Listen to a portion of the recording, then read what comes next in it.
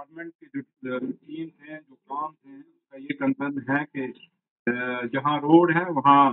तरक्की, जहाँ रोड नहीं वहाँ तरक्की नहीं, क्योंकि रोड जाएगी तो फिर जो आम जो लोगों की जो उनके जीवन में जो चीज़ें चाहिए, चाहे वो बिजली है, पानी है, स्कूल है, अगर सड़क होगी तो ये चीज़ों की फैसिलिटी उन्हें मिलेगी। तो लिहाजा आज पूरे जम्मू सूबे की, क्योंकि इससे पहले मैंने कश्मीर में कश्मीर वैली की जितने भी हमारे चीफ इंजीनियर थे, पीडब्ल्यूडी के एससी थे या एक्सन थे, तो या पीएमजीएसपी के जो चीफ इंजीनियर थे, एससी थे,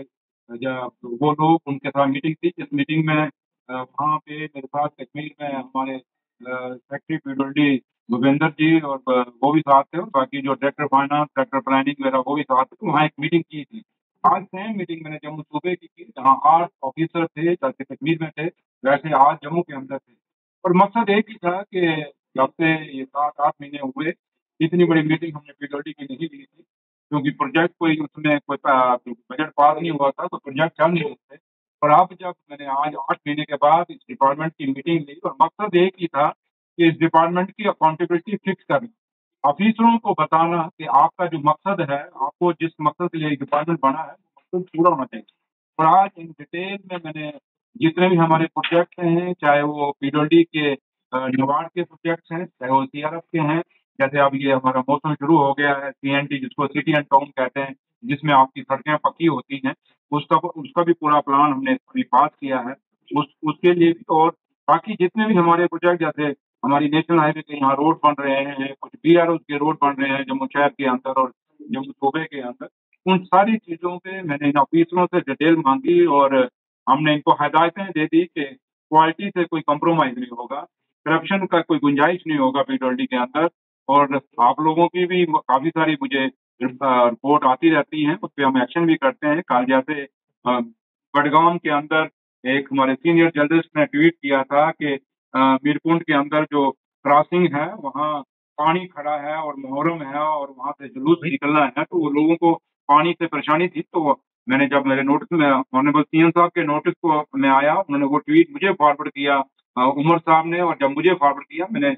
कश्मीर में जो हमारे चीफ इंजीनियर थे उनसे मेरी बात हुई, डीसी बडगाम से बात हुई, और वहाँ कुछ लोगों ने इंक्रोचमेंट की, नाली बंद की थी। उसी समय डीसी साहब ने एक्शन लिया और वो इंक्रोचमेंट खत्म की, और साथ ही वो जो रोड है उसका काम शुरू किया। इसलिए मैं ये मकसद आपको बताने का एक ही था इस इशू का, कि ये बडगाम का, कि आप लोग भी जहाँ जहाँ भी आप समझते हैं, जेन्युइन कहीं तो होते हैं ऐसे ही काम करते हैं, बट आप जहाँ, क्योंकि आपको भी जिम्मेवारी चाहिए, क्योंकि हर जगह नहीं न्यूज बन सकती। आप जहाँ समझते हैं कि यहाँ गलती है, और आपके एक ट्वीट से, आपकी एक खबर से सोसाइटी को फायदा हो सकता है, आप वो मेरे नोटिस में लाएं, उसको उजागर भी करें, बट उजागर इन प्रॉपर सेंस में करें। हम पहले उठते ही ना करें कि भाई किसी पे इल्जाम लगा दें हमें, क्योंकि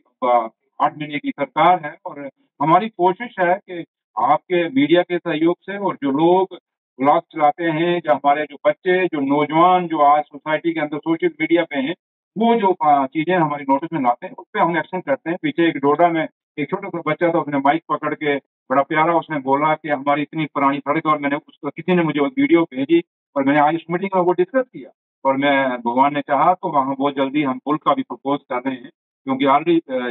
चिनाब रिवर के ऊपर हमारे 3 बहुत बड़े प्रोजेक्ट चिनाब वैली के अंदर चल रहे हैं। तो लिहाजा आज जो मीटिंग थी, ये चीजें सारी मैंने अपने ऑफिसरों के साथ शेयर की, और उनको अपना बताया कि ये सरकार क्या चाहती है, क्योंकि ये सरकार उमर अब्दुल्ला सरकार लोगों की चुनी हुई सरकार है, और आप लोगों की चुनी हुई सरकार है, और हमारी यही कोशिश रहेगी कि जिस मकसद से आप लोगों ने हमें चुना है, वोट कहाँ गए, कहाँ नहीं गए, पर सरकार लोगों की चुनी हुई सरकार है। तो इसलिए मैं उन वोटों की राजनीति में नहीं जाऊंगा। मैं ये जानता हूँ कि हम सब की रिस्पॉन्सिबिलिटी है, तो लिहाजा वो सारी डायरेक्शन मैंने उनको दे दी है, टाइम बाउंड कर दिया है। कुछ सड़कें म्यूनसिपलिटी के अंदर हैं, मेरी कमिश्नर साहब सुबह उनसे भी बात हुई, मेरी ऑनरेबल चीफ मिनिस्टर साहब से भी बात हुई, शहर का भी प्लान पास हो गया, बहुत जल्दी तो और 5-6 दिन के अंदर शहर की भी सड़कें शुरू हो जाएंगी मैक्सिमाइज करने के लिए। और कोशिश यही रहेगी कि कोई भी प्रोजेक्ट जो दिल्ली से आए या हमारी स्टेट में जो हमारे जो स्कीम्स हैं, उन पे अकाउंटेबिलिटी फिक्स की जाए, और ऑफिसरों को साफ कहा कि जो ऑफिसर अपनी मनमर्जी करेंगे वो बर्दाश्त नहीं किया जाएगा, और लोगों से प्यार से पेश आना है। और उनको मैंने कहा कि जो भी काम करने हैं, ऑनरेबल एमएलए जो किसी भी पार्टी के हैं, उनको कॉन्फ्रेंस में लेना है। और दूसरा है कि आपके साथ इंटरेक्शन करने का एक ही मकसद था कि लोगों को बताना कि अब कौन कौन सी चीजें पीडब्ल्यूडी कर रही है, और पीडब्ल्यूडी एक नाम है इस डिपार्टमेंट का, और मैं चाहता हूँ जिन बुलंदियों पे पीडब्ल्यूडी हुआ करता था उसी डिपार्टमेंट को उन्हीं बुलंदियों पे पहुंचाया जाए। और ये सारी चीजें मैंने अपने ऑफिसर्स के साथ शेयर की, अपनी दिल की बातें शेयर की और उनसे रिपोर्ट मांगी और उम्मीद करता हूँ कि इस मीटिंग का जम्मू सूबे के अंदर पूरा का पूरा फायदा हमारे आम लोगों को मिलेगा और लोग अवेयर होंगे। और जैसे कश्मीर में मैंने मीटिंग किया उसमें भी लोगों को वहाँ काफी फायदा हुआ, क्योंकि उसके बाद लोग सोशल मीडिया मैंने अपने डिपार्टमेंट के लोगों को कह दिया है कि आप भी अपना एक पेज बनाएं, अपना चाहे वो फेसबुक पे पेज बनाए, एक अपना बनाए और दूसरा आप इंस्टा पे भी पेज बनाएं और ट्विटर के ऊपर आप अपना शेयर करें, आप कौन कौन सा काम करें ताकि लोगों को पता चले और आप लोगों को भी पता चले और आप भी देखें कि डिपार्टमेंट क्या कर रहा है और को देखें कि उनकी लुक टिकी है या नहीं टिकी। अगर टिकेगी जैसे की तो उसी पे पेमेंट करेंगे। तो घटिया स्टैंडर्ड की लुक हम नहीं लगने देंगे। पहले हुआ जो पहले हुआ बट अब मैं घटिया लुक नहीं लगने दूंगा। जो ठेकेदार पेमेंट उसी की होगी जिसकी लुक टिके। सुरेंद्र जी, किसी भी राज्य की जो बैकबोन होती है वो वहाँ का टूरिज्म होता है। तो जम्मू कश्मीर के मुख्यमंत्री जो है इसके ऊपर स्पेशल फोकस जो है टूरिज्म के ऊपर रखते हैं, लेकिन बहुत हमारे जो टूरिस्ट डेस्टिनेशन रोड कनेक्टिविटी की बहुत दिक्कत है। तो इसको मद्देनजर रखते हुए क्या स्पेशल फोकस इस पर रखा है? देखिए, जम्मू कश्मीर की जो बैकबोन है इकोनॉमी की वो टूरिज्म है सबसे बड़ी बात। और हमारे यहाँ दो तरह के टूरिज्म हैं। एक टूरिज्म हमारा है जो लोग जो टूरिस्ट डेस्टिनेशन है, जैसे हमारा जम्मू सूबे का अपना जैसे पत्नीटॉप है, सरुईसर है, मानसर है, ऐसे या भद्रवाह के अंदर है, या खिता चिनाब वैली के अंदर है, या खिता पीर पंचाल के अंदर जैसे हमारा पीर की गली है, या सेवन लेक है, या और भी कई इलाके हैं। ऐसे कई चीजें जगह हैं जिसको हमने टूरिस्ट के लिहाज से डेवलप किया है हमने और आगे कर भी रहे हैं। दूसरा टूरिज्म है हमारा रिलीजियस टूरिज्म, जैसे बाबा अमरनाथ का हमारा है, बुढ़ा अमरनाथ है, माता वैष्णो देवी और हमारे छोटे और भी कई मंदिर हैं, बाबा